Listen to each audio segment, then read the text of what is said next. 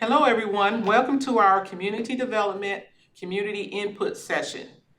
Just wanted to welcome you here at City Hall for this session, and also wanted to recognize that we have Joshua Ray. He's our city manager. My name is Tracy Jackson. I am the Director of Neighborhood Improvement Services, and here we also have Pamela Trafton, who's our Senior Neighborhood Improvement Services Coordinator. We also have Council Member Brian Jackson. He's our council liaison with our Neighborhood Improvement Services Advisory Committee. And we also have Bishop Willie Smith. He's our chair.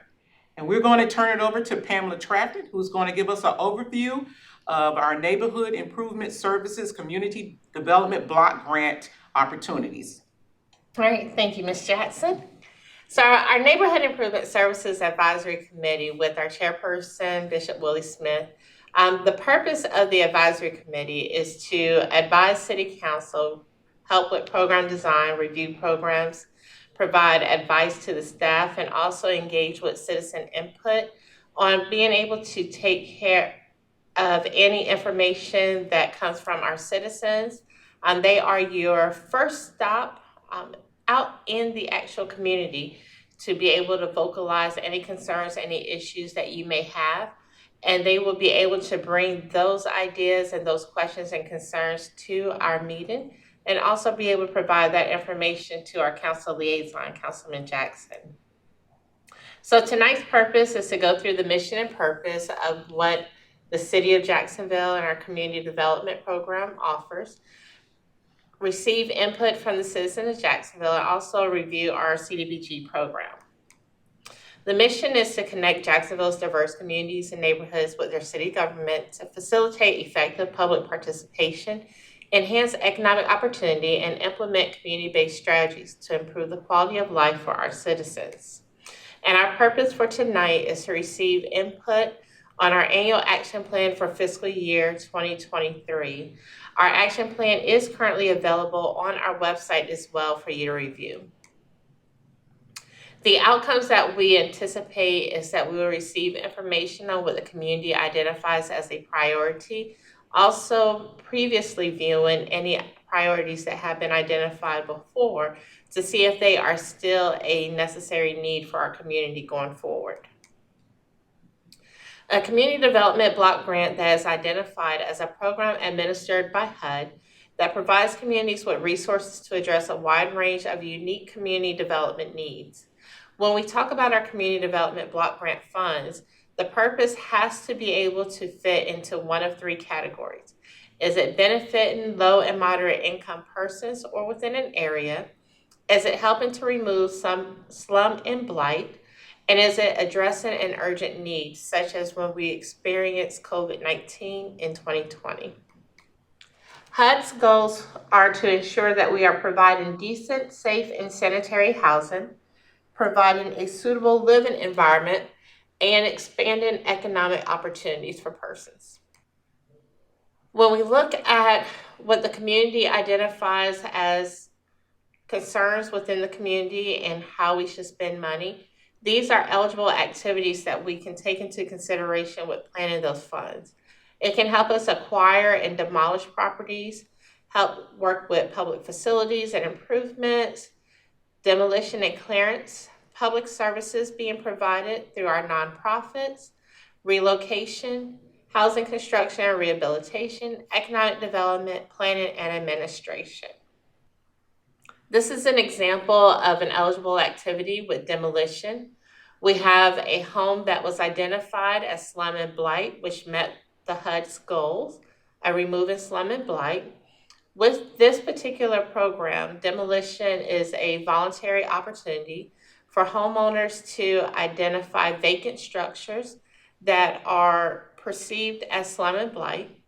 We go through the process of inspecting the properties, and if it meets the requirements, then the homeowner can qualify for a grant to provide assistance in demolishing this property. So HUD's goal says remove the slum and blight, and we do exactly that. We leave the land seeded and straw for it to be able to grow into a vacant lot property. The lot is still maintained by the homeowner, and we have accomplished the goal of removing slum and blight. Acquisition and demolition. Country Club Villas is one of our neighborhood initiatives where we went in and we purchased 5 units that met the criteria of slum and blight.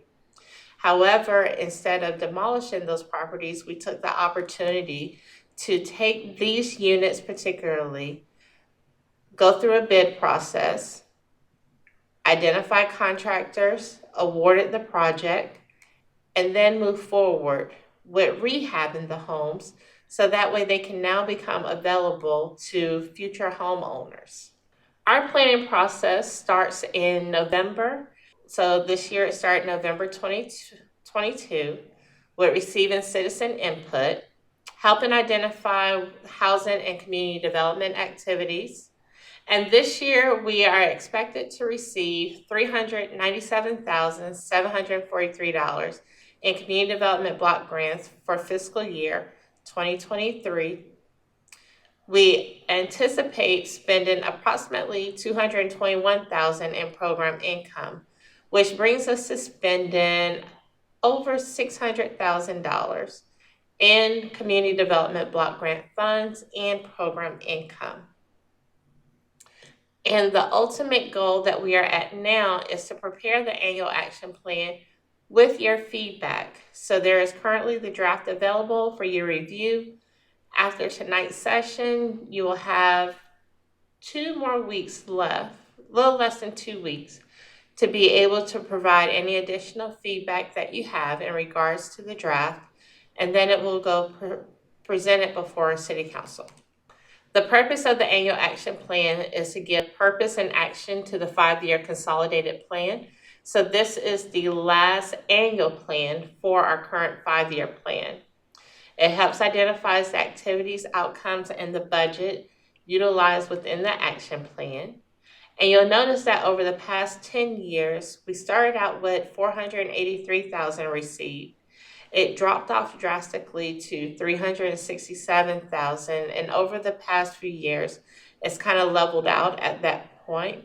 And this is the first year we received a substantial increase from $359,000 to $398,000 in funding received. The purpose of the budget is identifying that we have limited resources to address all the needs that are currently within our community.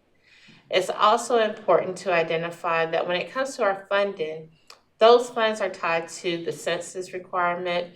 It helps look at how many people are actually in our community. When you fill out the census, what is the demographics of that community? What are the low income areas versus the high income areas?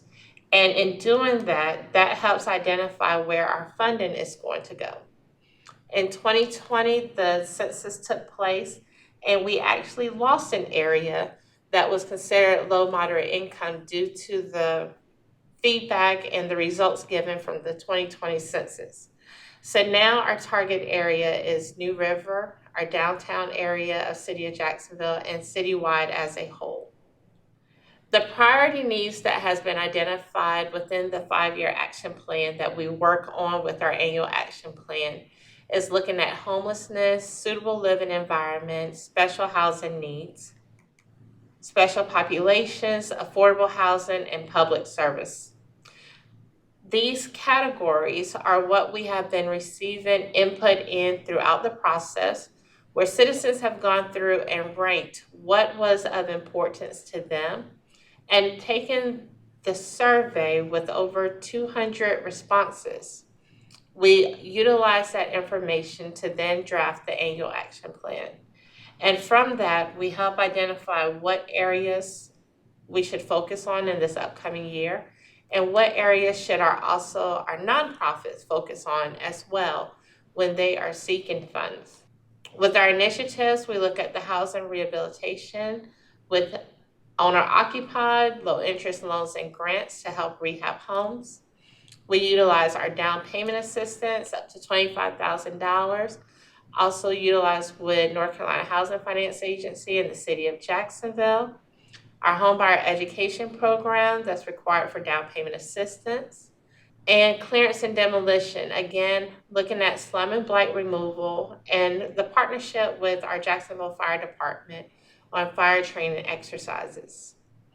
This is also a great opportunity to bring forth that the City of Jacksonville has now been approved to be a HUD housing counseling agency, which allows us to provide housing counseling services and financial counseling services, and also continue the partnership with North Carolina Housing Finance Agency as a community partner in the loan pool to assist with funding for future homeowners. Acquisition and reconstruction with Country Club Villas identified as our neighborhood initiative and scattered sites throughout the city.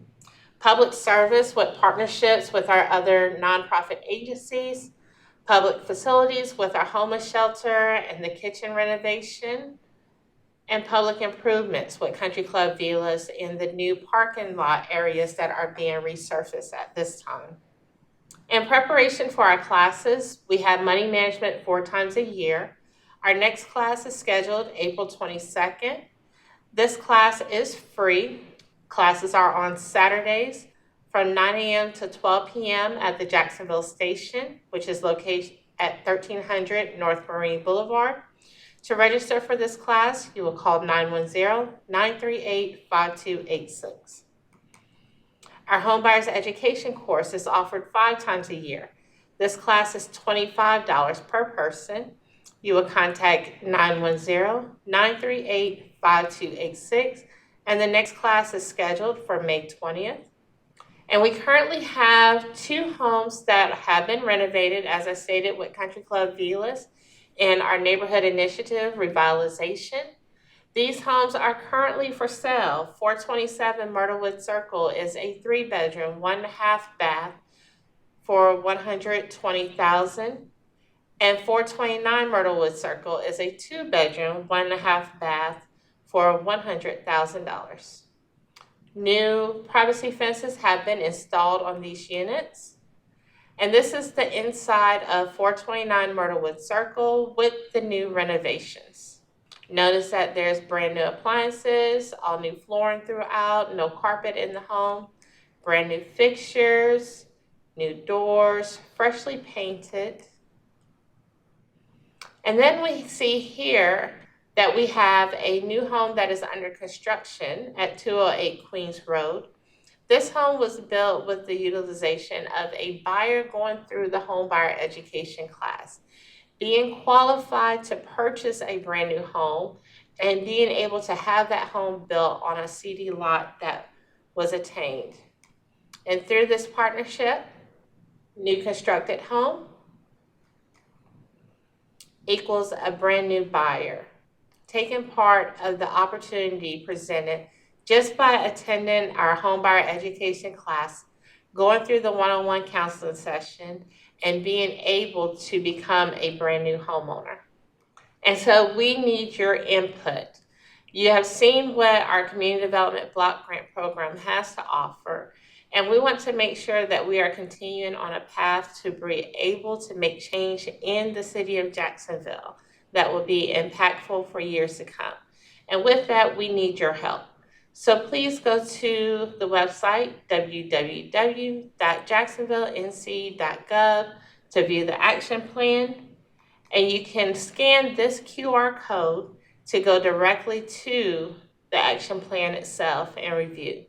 And if you have any questions or any comments, feedback that you'd like to provide, please send that information to Ms. Tracy Jackson, and her email is tjackson@jacksonvillenc.gov. Thank you. Thank you.